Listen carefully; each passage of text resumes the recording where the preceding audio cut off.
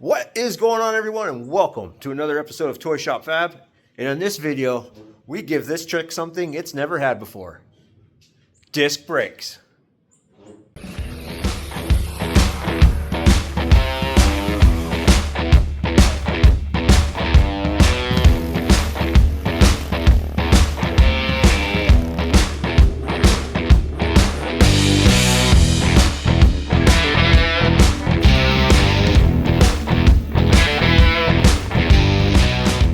Yep, that's right. This truck is getting some upgrades. And for those of you that don't know, this is my 1958 GMC pickup truck I call Corncob. And well, I have a lot of upgrades planned for this pickup truck in the next few months, and we're going to start off by upgrading the brake system. Now, what this truck has is these guys right here. Now, there's nothing wrong with this junk. It does work. It slows the truck down and stops it. But I want better ways of stopping this pickup truck. So we're getting rid of this, and we're going to be upgrading to this guy right here. Now, this is just a basic, simple disc brake conversion, single piston caliper, stainless steel brake line, and well, and new upgraded taper bearings. Now, this truck is riding around, or was riding around, on the original ball bearing setup. So we've upgraded the wheel bearings to tapered. Got this side all done yesterday, and I did that because I wanted to make sure I would come across and have everything I need to do this job. And there are a few hurdles that I came across and had to quite well overcome. So we're going to walk through the installation on the driver's side here, and I'm going to go through all the hurdles I had to overcome and share them with you, because chances are you're going to run into the same issues as well. And I'm going to go over it and well, show you guys what I did to help overcome that. Passenger side is installed, that brake caliper is bled, and it does function. So now we're going to get all set up. We're going to get this side apart first because, well, I'm not going to run into any issues getting this side apart. Everything's there. Now, once we get this thing apart, we'll get the axle all cleaned up, steering linkage, all that stuff cleaned up. We're going to come over here to the bench, and we're going to start assembling our rotor assembly. And that is where some of our issues begin. Now, all these parts came in a full-on kit, and well, even though they come in a kit, I'm going to show you why it's always best to kind of assemble things. See where it's at first before you tear a vehicle down in your driveway and realize you don't have everything you need, and then you get stranded. So let's get set up. Let's get the front of this thing apart. All right, got you set up in the stand. Now, first things first, we're going to go ahead and get this guy off right here. And if you've never had a drum off one of these old pickup trucks, well, they're held on by what's underneath this dust cover right here. So first thing, you gotta get this cover off. Now, this one has seen years and years of service, so it's a little dented, a little banged up. But you can use a chisel. I like to get one of these old flat-headed screwdrivers. And I say old because it's been used for everything but a screwdriver. Chisel, scraper, punch, you name it. Go ahead, get up behind the little lip of our cap. Give it a couple taps with the old hammer here. Once it starts moving, you can get the screwdriver up in behind the lip here against our drum and just start twisting. Walking our little cap off. Or if you're impatient, just whack the heck out of it with your hammer. It'll come off then too. So, got our cap off. Go ahead and set that little guy over here. Now underneath that cap, you're going to run into a cotter pin right here. Gonna want to go ahead and get that guy out of there.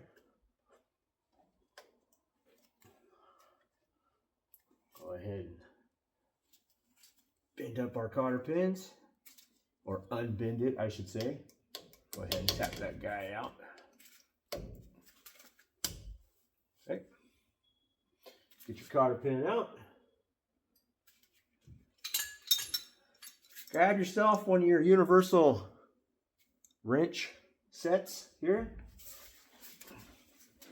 Go ahead and back that little nut off. We've got to twist her out of the way.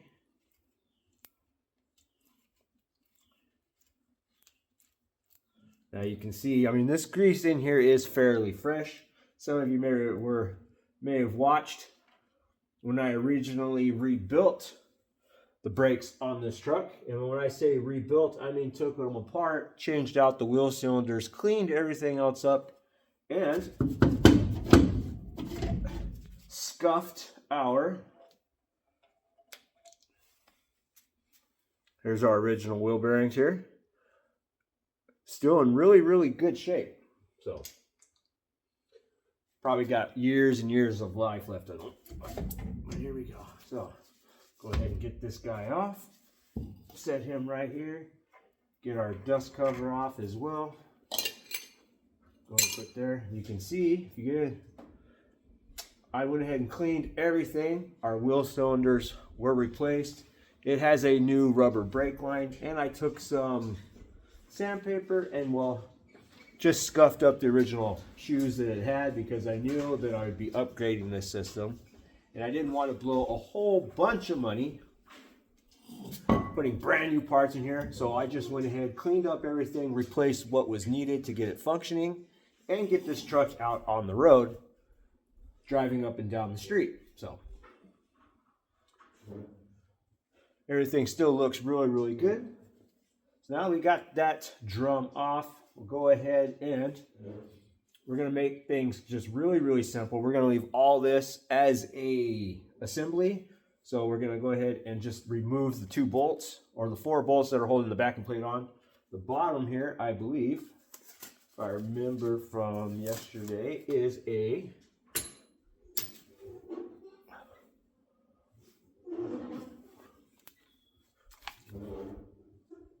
¾ Go ahead and knock that guy off.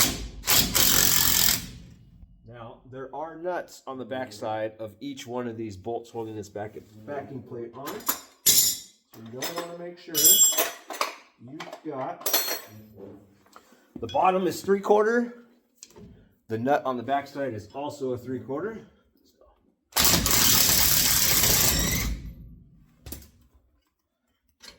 ahead, knock that guy off. There.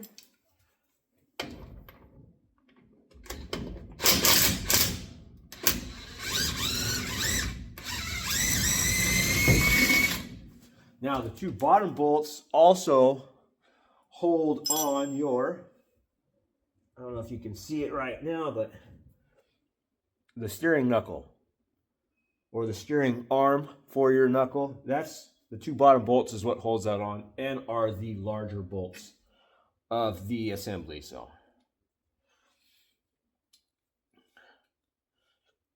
if you didn't know, you do now, or you would have found out. So bottom was ¾ Now the top ones are 5/8.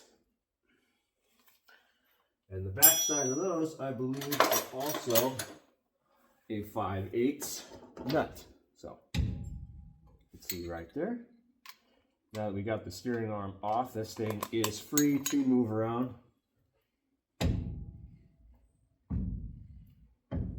Go ahead and get that guy off.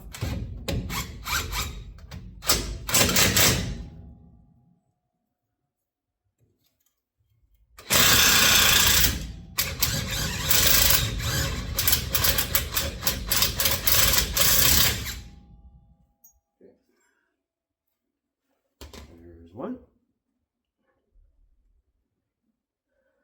Pesky little thing. Well, it's stuck. It is stuck. Okay.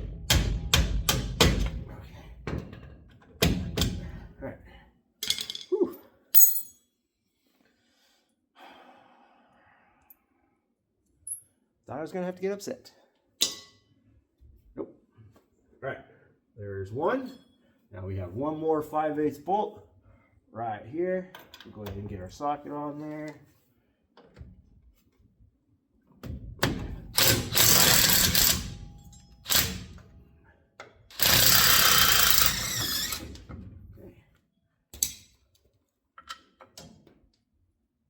Now behind this backing plate, your original, you're going to have 4 spacers. So you got the 2 smaller ones that are up top, 2 larger ones are for the bottom, and this helps space this drum or this backing plate assembly off of our steering knuckle here. So once you get everything off, this is what you're left with. And well, it's got years and years of use on it. So we're gonna go ahead, now that I've got everything off, I'm gonna go ahead and spend a little bit of time. I'm gonna use a drill with a wire brush attached to the end of it. I'm also going to use a scraper and just get some of this dirt and grime off. And then I'm gonna show you guys one of the first things I came across on that side. This side here does not look like it has that problem, but I'm gonna go ahead and show you anyway. So like I said, I'm gonna go ahead and just get this thing scraped and cleaned off, and I'll bring you right back.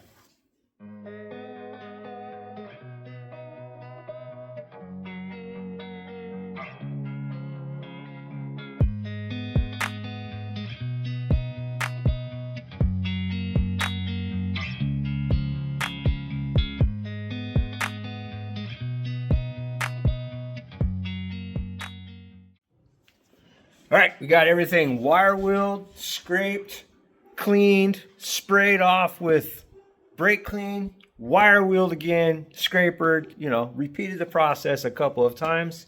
And this is what we ended up with.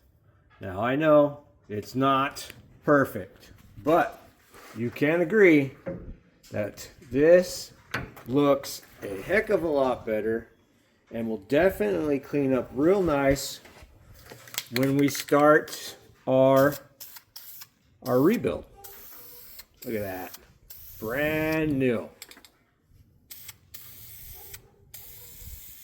Never gonna know, but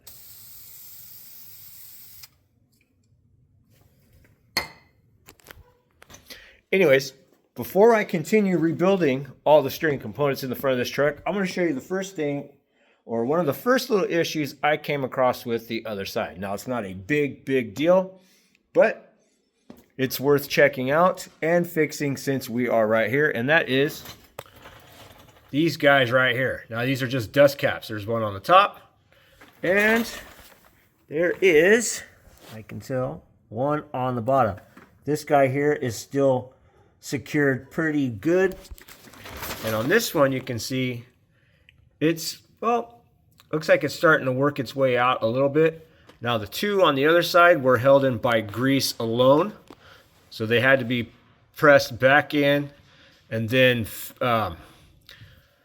fixed to keep from falling out. And basically all I did was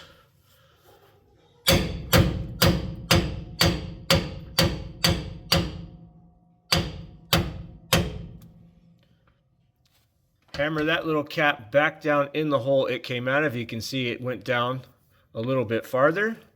And then to help keep this guy from coming back out, grab yourself a little punch, get real close to the edge here, and smack it to the point, smack down, and that'll leave a little dimple which expands the metal right here, going over the top of this cap. Help keeping this from coming out and keeping all your grease inside on the bushings where it's supposed to be. So, like I said, not a big deal, but worth fixing if you're there. If the caps are there, smack them back on. If they're not there, then you know, and you can order some new ones. But luckily for me, my caps were all here. The other two were still held on by the years and years of dirt, grime, and grease. The second I hit it with a wire wheel yesterday, they came right off. So This bottom one here is still intact pretty good. This one here just needs to be tapped down a little bit more. I'm gonna go ahead and grab the hammer, tap this guy in the corners here real quick, and then I'll show you what it looks like. All right, this is what it looks like when the cap is pressed all the way back in place. Like I said, I just took this little punch here, and you can see one. Where's the other one there? There we go. 2, 3, 4, and the metal just kind of flared over just a little bit over the top of this cap, help keeping this guy in place. So now that I got that cap put back in, everything looks good. I'm gonna go ahead and finish painting, rebuilding all of my front suspension components, new steering arms and stuff like that. Finish painting that. Once the paint is all set, then I'm going to come back here, show you guys the next step of installing our disc brake conversion. So be right back. All right, got everything painted. As you can see here, an aerosol overhaul. That's what a lot of people call it. So now that everything's overhauled, got grease, managed to get grease in every single one of the grease certs. That's a win. So they all took grease. Everything feels nice. Everything feels good. So now the next thing I want to do is go ahead and mount our caliper bracket. Now these things, see how thick that is? These things are pretty stout. They're in the threads here for our caliper pins, but these 3 holes here are our mounting holes. And it goes, I've got it to the caliper goes towards the back. And when you do that, make sure the bracket you have, when you bolt it to your knuckle here, it kind of goes towards the back, right? It moves the caliper inwards. If not, you're going to have misalignment issues, and it's not fun. So, but anyways, top bolts are our 5/8 bolts. Go ahead and just slide them into our knuckle. Put the washer and the nuts on the back side.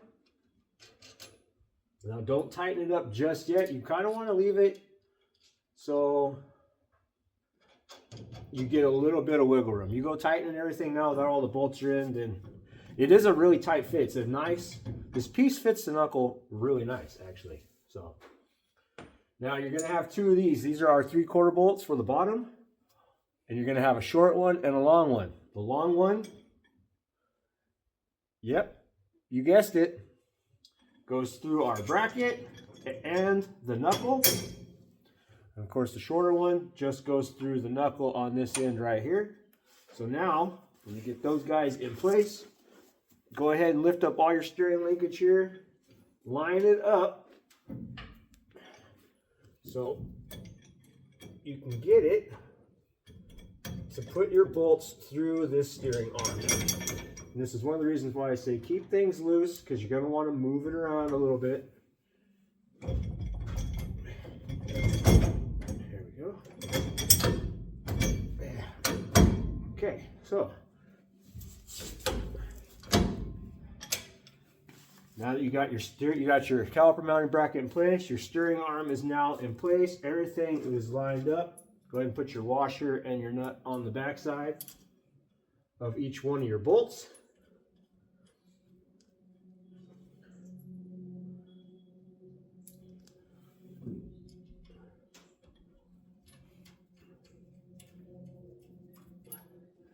Now turn your brake knuckle so you can get a ratchet or a wrench on the back side here. The nuts for each one of those bolts that you installed, whether it be the so the bottom nuts are the 3/4. The top ones with the 5/8 bolts are 11/16 nuts. So get your ratchet, get your impact, get whatever it is you're going to use.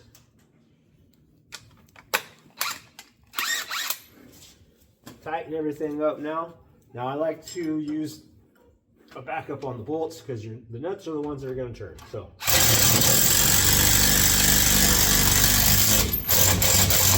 that one's tight.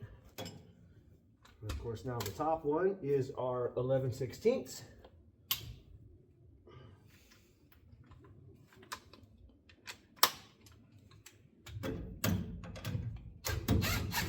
And the 5/8. If I can find my wrench. There it is. 5/8 for the bolt. Get those two tight. Turn this guy back the other direction. So now you can get your impact up on the top side here. Let's see.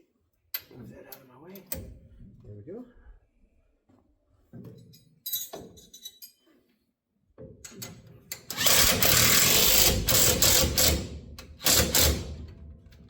That's tight. The next one is our 3/4.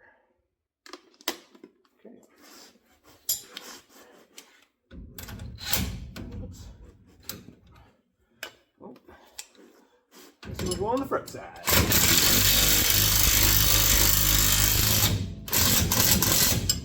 Cool deal. Okay. Now all of our bolts are in place. Caliper mounting bracket is nice and solid, and like I said, this is a nice fitting piece. It fits very, very well. The bolts don't wiggle around more than they have to. Everything fits nice and snug. So now we got our suspension. It's been wire wheeled, it's been cleaned, everything's been greased. Our new caliper mounting bracket is installed with our new hardware. Everything is tight. So now it's time to move on to our rotor assembly, and that is where the next little set of issues that I ran into come with. Now, there are two ways you can get this whole disc brake conversion kit. You can get the rotors and everything set up to run your factory hubs, and all you would have to do is, there are these little pins here on each side. You can see that one there. There's another one down there. Now, I would believe you can basically grind those off, which I think would allow you to knock these hubs out of this drum, and then you use your factory hubs. But these hubs were still the factory ball bearings, the older style bearings. And well, I wanted to upgrade the system, so I opted for our upgraded hubs, which upgraded everything to new tapered bearings. So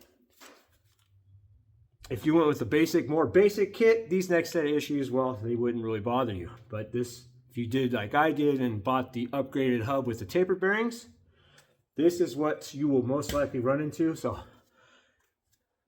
let's get you over to the table. So funny. None. Look at that. We got Superman here to help us. So here is the other half of our disc brake setup. And I've got here on the table right now is our 6-lug disc brake conversion instructions. Yep. Now, here is our upgraded wheel. Here is our upgraded hub.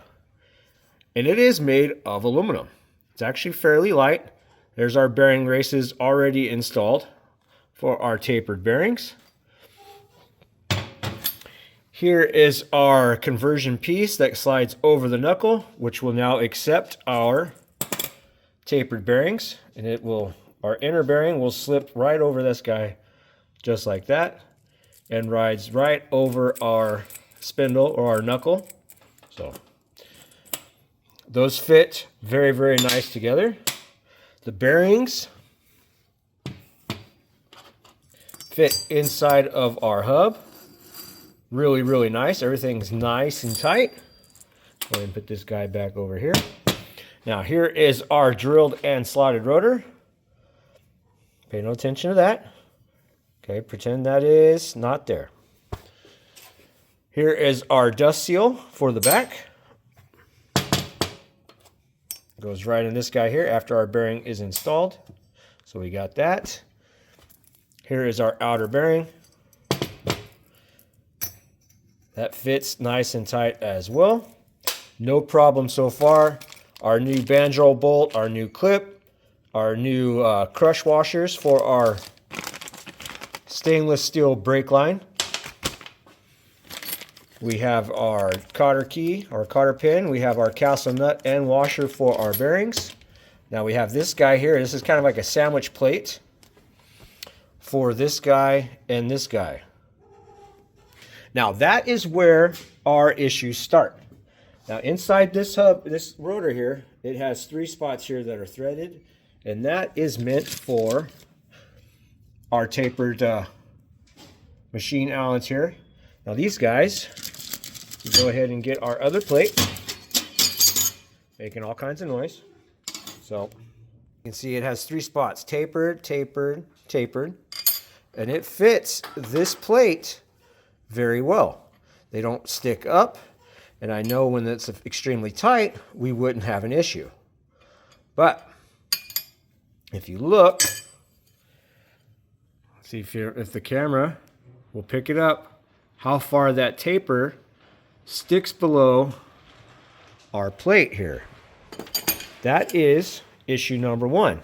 Our taper would run into this hub long before it ever got tight, which meant these guys here would stick out just a little bit, but this guy would never be tight. Second problem is, so you can see here on our rotor, the threaded holes there, this is where these would go. These go through this guy here, which would then have to go through this guy here. Go through this guy here. Okay. This guy. This guy right here. It don't fit. Okay. The hardware they sent to go through this plate right here, to go through our hub and thread into our rotor, does not fit. So, step number 1, and I have got myself a newly sharpened 3/8 drill bit. Now 3/8 is the perfect size for this setup because it is a 3/8 bolt. Superman, what are you doing? None. So, step number 1, get yourself a 3/8 bit and go ahead and drill out 1, 2, 3. Drill out those 3 holes.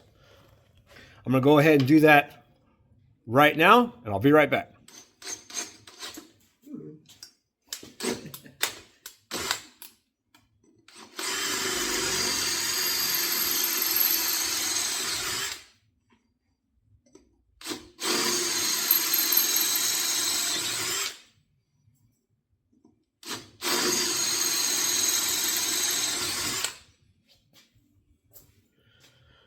Okay, holes are drilled on our hub, and you can see here, I used a 3/8 bit, which is just perfect for these guys to slide right on through. They're not too big, so 3/8 for these bolts is the perfect drill bit size for this hub. Now, go ahead and test fit our hub on our rotor. So we'll turn it, make sure each one of our little spots lines up like it's supposed to. Good. Good. Good. Now everything threads in. So now this next step is to use our little plate right here. Make sure we'll go ahead and get this guy installed. Line it up to each one of our tapered holes. Goes over our freshly drilled holes. Now I'm just going to run this guy in by hand real quick and show you the next little issue that we had. So now that thing is hand tight. You can see it doesn't sandwich this plate. Okay, we'll go ahead and get all 3. This was the next issue I ran into. Matter of fact, just so you can hear, let's see. There's a couple of little ugg-duggas. Okay, did not tighten against our plate and sticks out above the plate. So for whatever reason, there are 3 bolts. You managed to run all 3 of these in to where it may catch or bind this a little bit where it didn't move. These bolts would stick up. Now this is the face your rim will sit on when it is tightened against our lug nuts. These 3 bolts here would not allow your rim to sit entirely all the way down on this face. So here is Allen number 3. Now you can see that little bolt there is kind of off, a little off center. But anyways, each one of these little screws got an ugga-dugga, and our plate would rattle. So this is not good, which brings us to our next little point here. So let's get all these guys out. Good. Good. Good. So my next little fix for this is this little guy right here. I'm going to go ahead and get it in the drill right now. Okay, now that's been swapped out. Here is our little taper bit. Now each one of these guys you just drilled out the 3/8 to fit our bolts is now going to need to be countersunk. Just a little bit, not a whole lot, just enough to get the screw to fit down tight against our sandwich plate, tighten up in our rotor, and secure this guy the way it should. So go ahead and let's come up here where you can see it just a little bit better. Now I do like give it a little bit of weight and don't go too extremely fast. Try to keep it from chattering like that. Okay, it doesn't cut very well if it chatters. So when you're done, if you look in there, you can see it's a nice smooth taper, not a whole lot of chatter marks. That will allow your screw to tighten and hold securely like it should. So do one at a time. Do one, and it'll help you gauge how far you need to taper. So you can see here, this one might have to go a little bit more to match the continuing taper of our hole here, but let's see how well it works right now. Thread it in by hand, a couple threads first.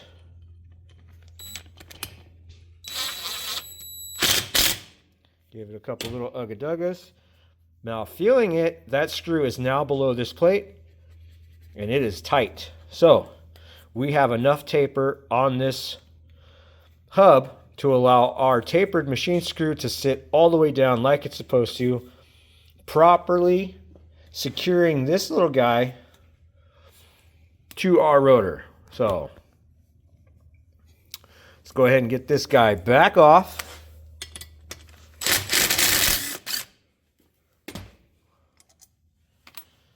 Remove our sandwich plate. Go ahead and turn our hub around. Let's go ahead and get this guy drilled.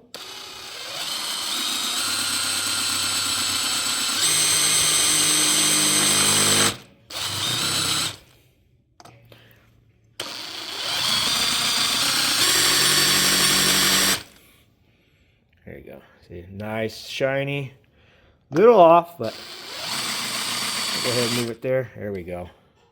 Now it's fixed. This is kind of challenging doing it with one hand. So go ahead and line that guy back up. Get him in there.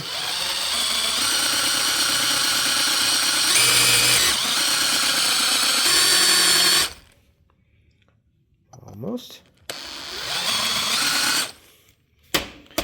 And you can see good pressure. Keep that bit from chattering. You can see that's a nice, shiny, smooth taper on all 3 of our holes. So now that we got that off, let's go ahead and get the aluminum shavings off our surface here.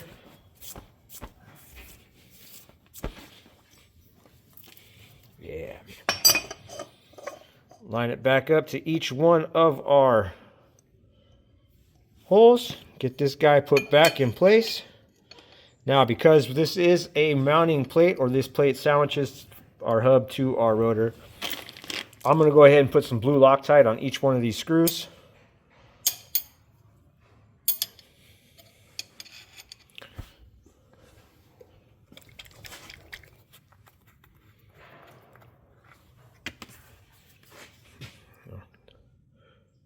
need to get too far, don't get too out of control. Just a nice little bit like that.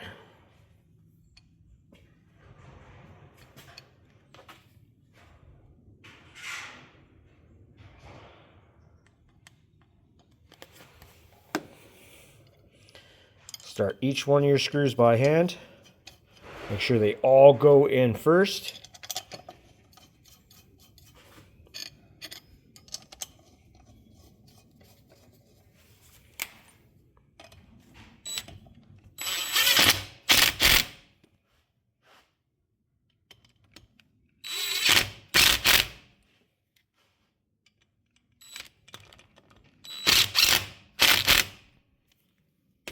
Go ahead and take your fingers and just kind of go over the top. Make sure that screw is sitting all the way down. That one is, that one is, that one is. So now, see, our plate is nice and secure. Our screws are all the way down. So now we know everything's tight and our wheel is going to fit nice and flush against this flange. Next little guy on our to-do list is to get each one of our wheel studs installed. Now, the easiest thing to do would be to probably gather these up, go to your local automotive shop, and see how much they would charge to press these in for you. Or you can have a press over there in the corner that you can't get to because you have all kinds of junk in your way. So the next best thing is to have your Superman son here hold this down. Well, I'm going to get you in the stand and you can see. All right, so I got this old motorcycle stand here. It's got a rubber mat for the top. This is my all-purpose motorcycle stand. You can put a motorcycle or dirt bike on it. You can stick the tail shaft of a 4L60E transmission with the tail shaft housing removed. The output shaft through that hole, it'll hold your input drums. Like I said, multi-purpose. This is now going to be our wheel stud installation stool. And we have 6 of these guys to put in place. Now we're going to do one at a time. Cool thing is this is aluminum. Go ahead and line this up for me here. Seth's going to make sure this thing does not bounce all over the table or all over my stand. So go ahead, grab a hold of that for me. So the moral of this story is get some help, get a friend.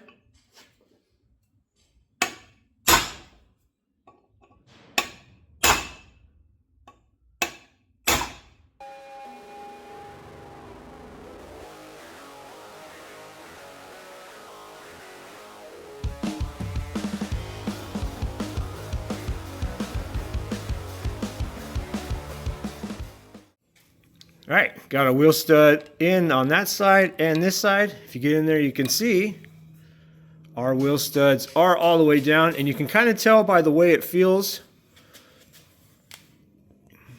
with the punch. Like I'm using this really big, this 3/4. It's an old extension as the driver to punch each one of our wheel studs into place.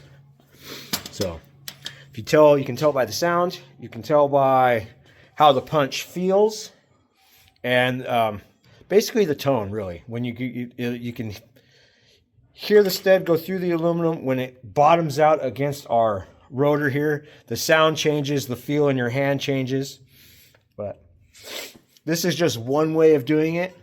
Like I said, you could have, I could not be so lazy and I can clear all that junk out from that press over there and I can press it in by hand. That's another way of doing it. Or take it to your local automotive shop who usually have a press, and they may be able to hook you up with a good deal and pressing these studs, wheel studs in for you. Now you got to remember, this will be 12 studs altogether.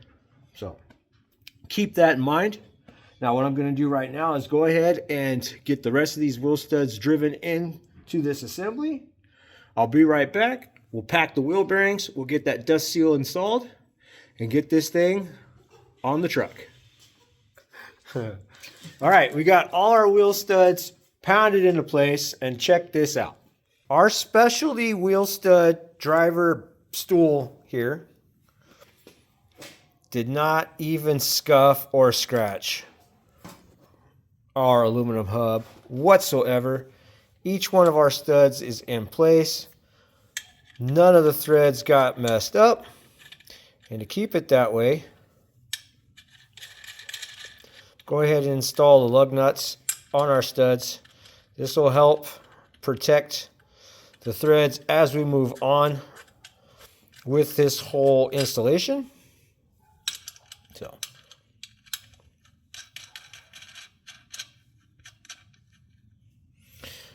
now, you know, these are 7/16 wheel studs. It does say in these instructions right here, if you wanted to upgrade with your wheel studs, is that you would, let's see here. See, 7/16 are standard. If you wanted to, you'd have to contact CPP to upgrade from hubs with 7/16 to 1/2 inch wheel studs. Okay, so they do make the 1/2 inch, the hubs with the 1/2 inch wheel studs. If that's what you prefer, you just have to contact them. So, but standard 7/16. So we got all our lug nuts in place. Everything is sandwiched like it's supposed to. Everything is tight. Our wheel hub here has not been damaged whatsoever. So let's go ahead, put this guy back on our little bench. Now the next thing I want to do, grab our brake parts cleaner, grab us a fresh new rag. Now these are all fresh bearings. Now they always say too, when you get fresh bearings, is you want to clean these off. So I'll go ahead and put that guy right there. We'll go ahead and spray him out. Now this is I have an idea. All right.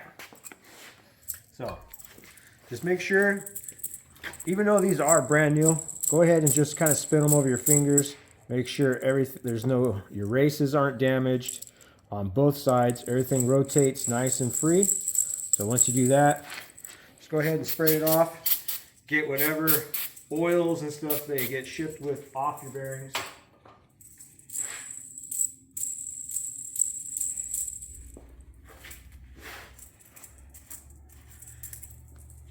Get out of the way.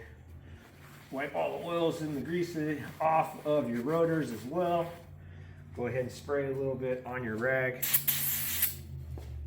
Get down in there and make sure your races are all cleaned. Make sure everything is nice and clean. Go ahead and do both sides while we're here. Oh yeah. Okay. Get this bearing as well. Everything spins nice and free. Our races aren't damaged. All right. So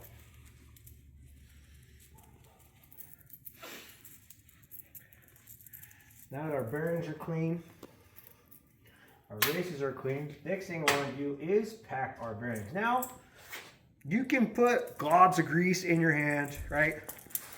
And smack this end here. This is the end you'd want to go for when it's the largest opening versus this opening. Big old dab of grease in your hand, and you can slap it just like this until it pushes grease up through each one of those gaps out the top end here. That is one way of doing it. Or you can be like me. Get yourself one of these guys from your auto parts store.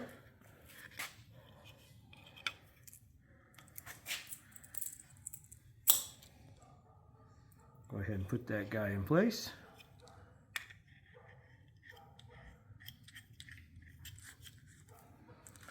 All right, now center that bearing up inside the cones as best as you can, and just loosen and tighten a couple times. This will help center, or should help center everything up. If not, that's okay.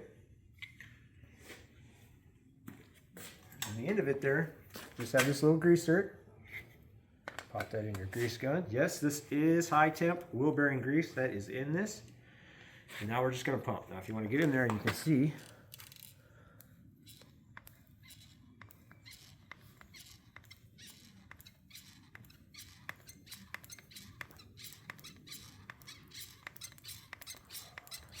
Now it is going to take a little bit of grease because this is the larger back bearing. There we go. See it coming up through? Yeah. So now we have grease. If you look all the way around, goes through each one of those rollers. So we'll go ahead and I'll just pump like I am right now. Get a nice, good ring of grease all the way around the bottom side. Now if you look really, really close, you can see I got grease starting to squeeze out from in between each one of the rollers. Can you see it? It's not focusing. Oh yeah, there we go. Okay, so just a little bit. But now that we got that,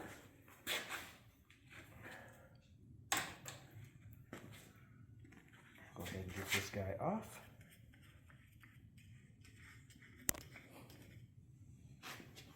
This guy right here. Yeah, let's see here. So now, you got grease going all the way around. Comes out just like it should. Go ahead and take yourself a little bit of grease. Start getting it all over our bearings. Make sure this thing is completely coated. Be generous. Yeah. Get some of that grease as well. Go ahead and get it on your race.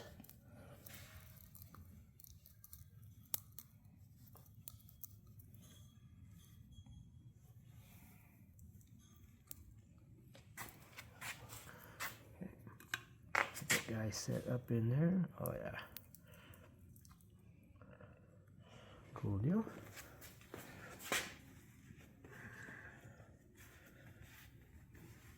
Bearing set in place. Get our dust seal. Get that set over the back of our bearing. Now I've got this seal driver I'll be using. You can use a piece of metal, something that's nice and strong, flat. I've even installed these seals without drivers. But I will tell you, it makes life completely very, very simple and a lot easier just to get yourself a driver. So now that guy's installed. Here is this guy here. This is our adapter. Go ahead and put him in place. Get a little bit of grease here. Make sure we got it around the outside edge.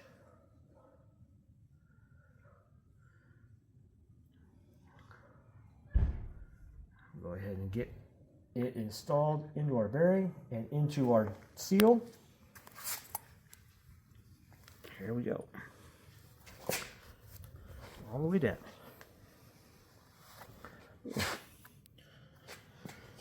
So there is the back of our bearing. Now go ahead and repeat the process with this guy here. This is our front bearing. Get him installed.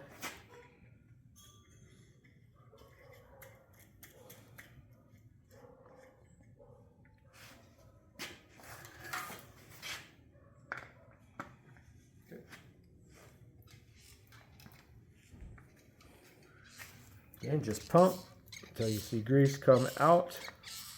And this one being a much smaller bearing takes a lot less time.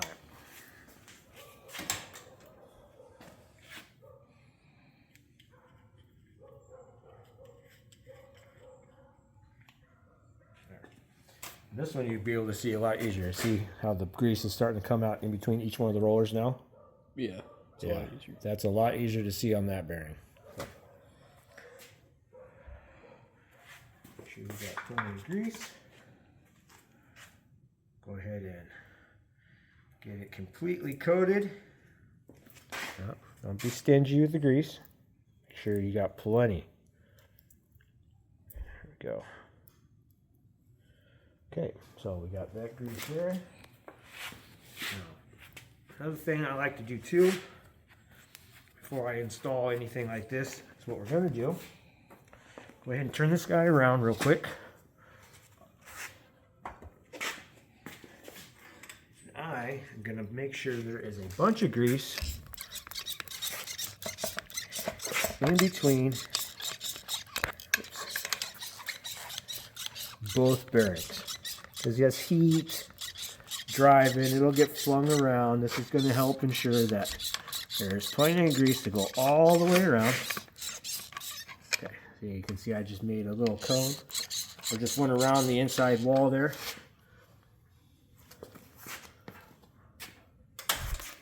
Okay, so we got that guy. Got our bearing. Got our keyed washer, castle nut, cotter pin, this guy here. Come on over. Get this guy installed.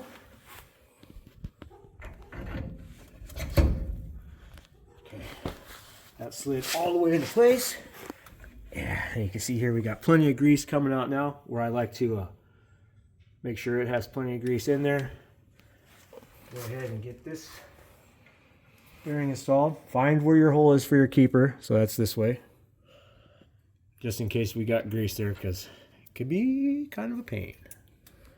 Get our bearing installed. Get our keyed washer. That guy installed. Now, a lot of people like to do this next part differently, and don't take my word for it, but get your nut installed. Make sure you go all the way down, and what I like to do is get our bolt, get it tight, rotate. Tight, rotate. This will help squeeze all the grease out from in between each one of the rollers. Helping seat, make sure everything is seated correctly. Oh yeah, everything feels good. Nice and tight. So now that's it. That's stopped actually. Don't go any farther past that. Don't force it. So, but snug it, rotate, snug it, rotate, snug the bolt, rotate, and then you get to a point where it stops. So now that that's there, I'll back it off and usually just bring the castle nut to the next available hole opening. Everything feels good. There's no grinding. Doesn't take a whole lot of excess or a whole lot of force to rotate this rotor. So now that that's in place, go ahead and install my cotter pin. Now, some of you out there know how I like to do this. I'll take one up and over. The other one, I'll just cut the little end off here because this one's kind of long. And I'll grab the end here, fold it down.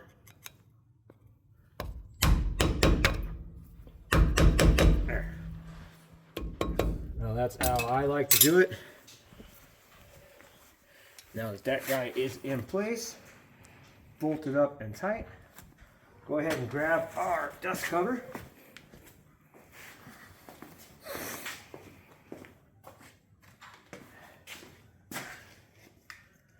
Go ahead and get some grease installed inside this guy as well.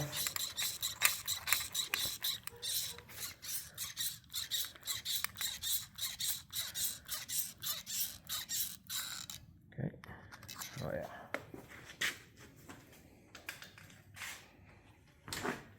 Now you can smack the top of this cap, get it to set in place.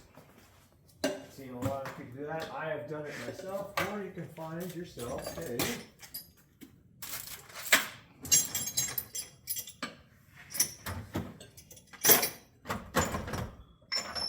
big enough socket.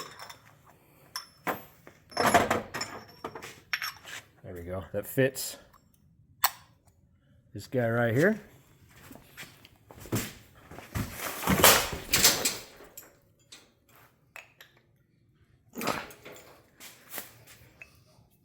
It's all right. You all right there, bud? Yeah, I'm all right. Good. Go ahead and Get our dust cover put up in here. There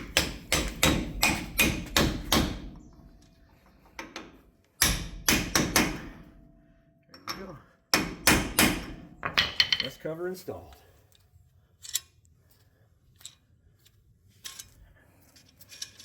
Okay.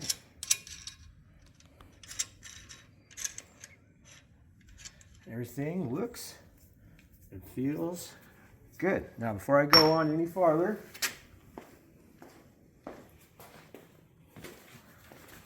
grab our brake clean.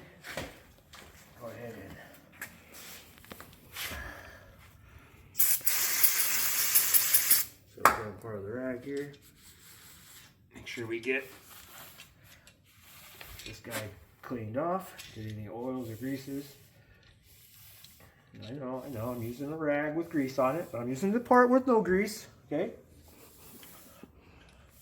There we go. Make sure that's nice and clean. All right.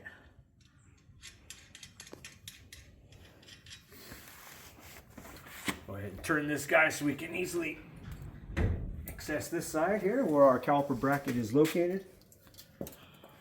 Now let's come on over here. Get our brake caliper. Go ahead. Put in our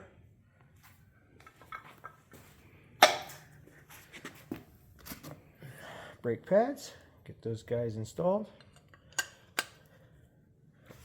Grab our bolts. Don't forget those guys. Got our ratchet. Okay, so now that you can see, we got our bolts. Now, here's something too.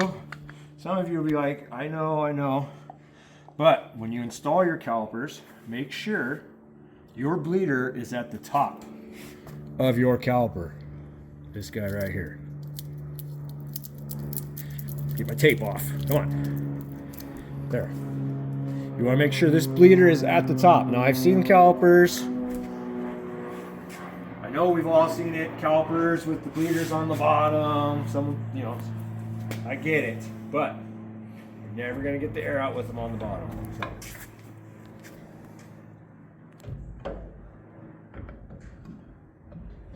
Okay. There you go. Caliper fits on there pretty darn good.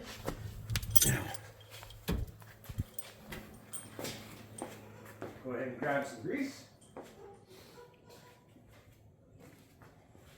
Got our disc brake caliper grease.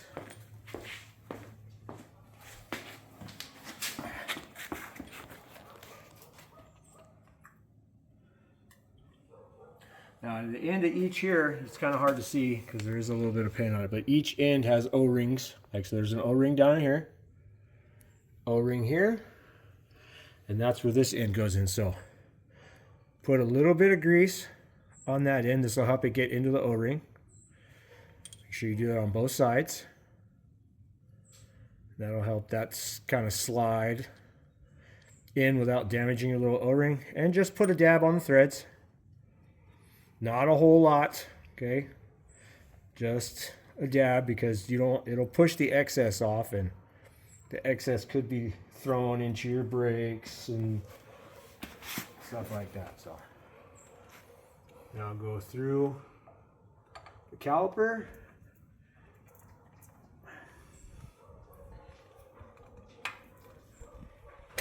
Into our hole. There you go. See how that goes? Boom. And you can see right here. And then our bolt here, it will start to thread into our mounting bracket. Now, don't tighten one until you have the other one started. Make sure you get both your bolts started like they're supposed to be. It'll help everything line up good. Both those are started.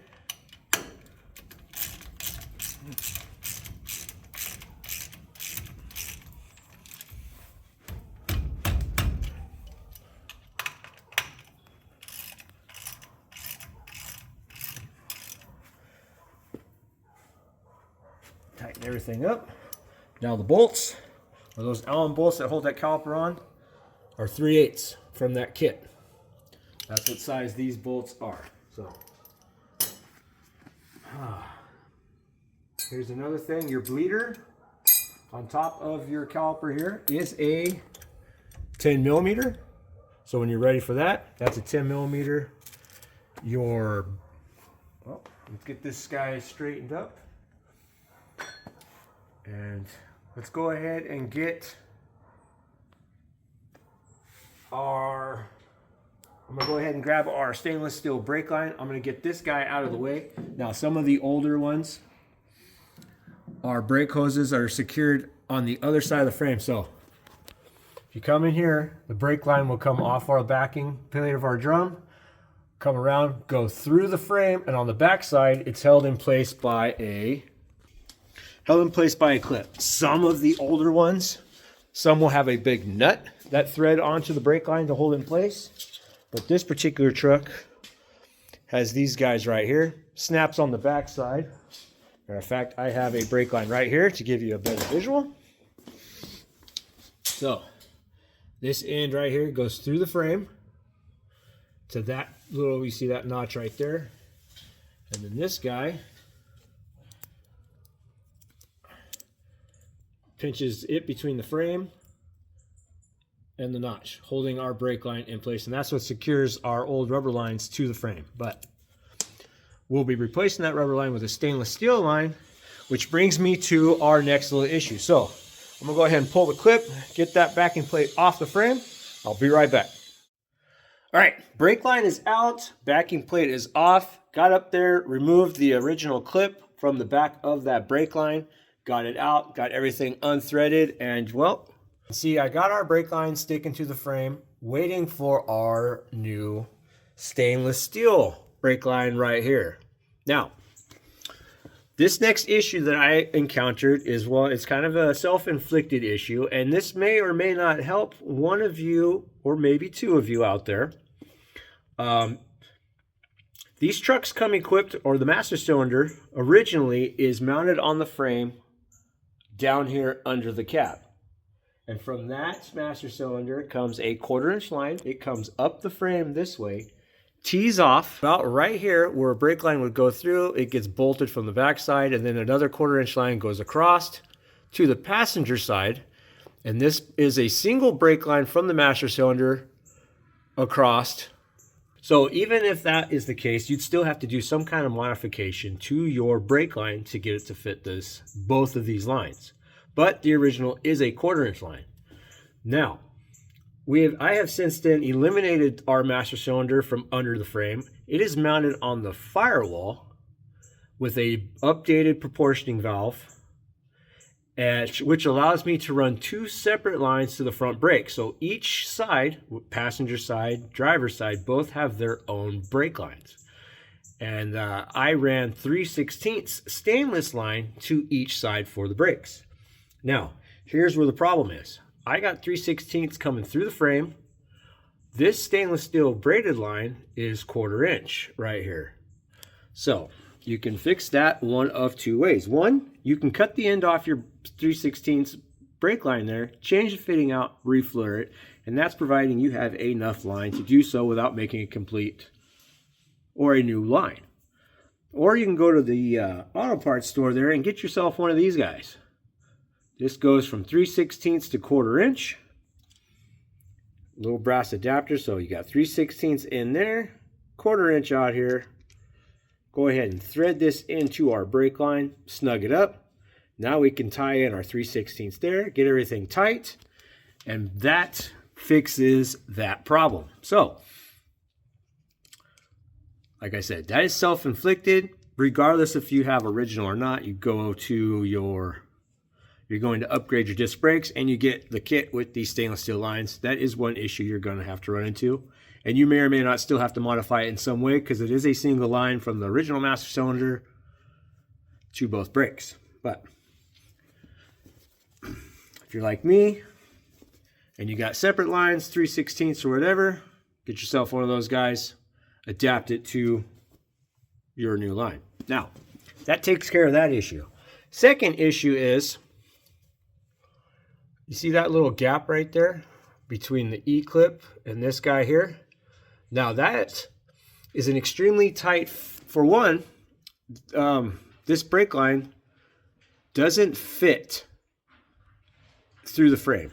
You need to enlarge this hole right here, make that large enough so you can sit this line all the way through to where this E-clip butts up against the frame and allows you to stick this clip into this guy right here to secure this brake line to the frame. Now, the problem I ran into is after enlarging the hole on the other side, the frame was still slightly too thick for me to get this clip in between that guy right there. It's between the frame and this little slot right here to secure this to the frame. Now, you may or may not have the same problem. So what I came up with is, for one, I have this fitting right here. So now that's going to give me a little bit of length on this line. And I already have a little bit of length on there, so I can pull the line through the frame a little bit, get all these little guys tight, and now I have this much more room to deal with. Now, instead of me trying to figure out how to cram this back into the truck and may or may not destroy my brake line in the process, or kink it, or just make it look terrible, I went on eBay and I ordered these guys. Now, these are thin. These are definitely thinner than my frame. As you can see, there's that style clip. Here's the style stainless steel brake line, and it gets riveted to the frame. Well, in my case, I will just mark, drill, tap, use some stainless steel hardware, bolt that bracket to the frame, giving me a thinner bracket, which will allow me to use this clip right here and make everything look semi-factory. I'm using factory style parts off different types of vehicles, but that'll help me fix that issue. Now, like I said, you may or may not run into this same issue, but if you do, that was my fix. Now, I ordered them this morning. They're not going to be here for a few days, and I'm not going to wait a few days to get this brake system finished and take it out just to see how well the front disc brakes work with this truck. So what I'm going to go ahead and do is I'm going to get the adapter set into place, get our brake line all ran, get it hooked up to the back side of our caliper, this thing bled, get it on the ground, and I'll be back with you guys here in a minute, or in a second by the magic of YouTube. We'll get this thing on the ground, take it for a quick little test drive. So I'll be right back.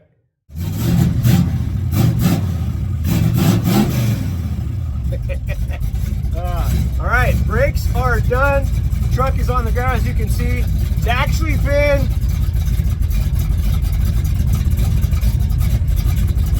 two days from when I put the front brakes on this truck. Had a couple other little things to do. Went and got my hair cut, as you can see. But truck is on the ground. We are going to take this thing out for a test drive right now. Got Seth with me in case I need help pushing, which means he pushes, I steer. So, but go ahead and pass you off to Seth.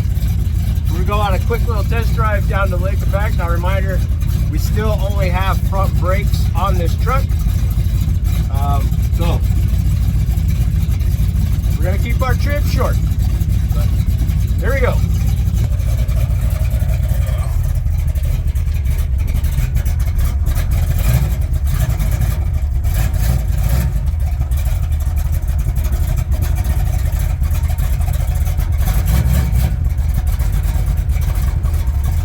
Gotta love these big old steering wheels. It's like having power steering without having power steering.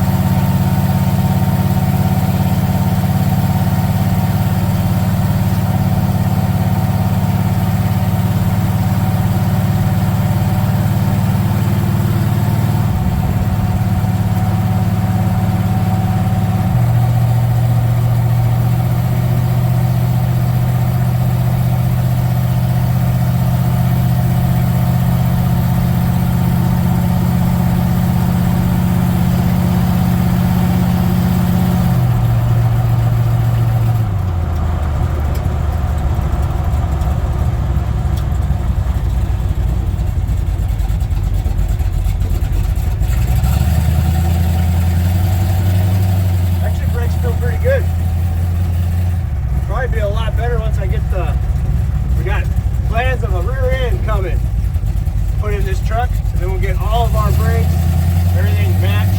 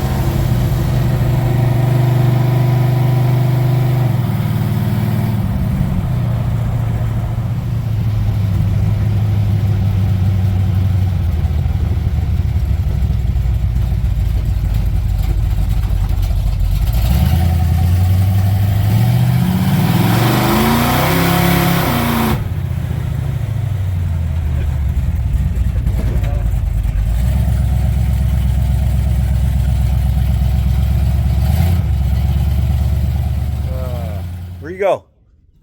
Where? There he is. All right. We have successfully made it around the block.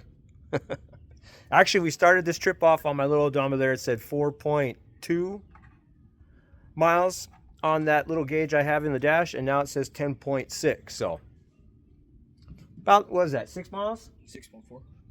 What he said. And the truck did actually pretty darn good for having just front brakes. Now, like I said, we're not done. There's still a lot more work I need to do with this truck. I have big plans coming up for this thing here in the future. We're gonna swap out this big old rear end for something a little more friendlier to this truck. Definitely got to do a bunch of wires. Still got a lot more wiring to do.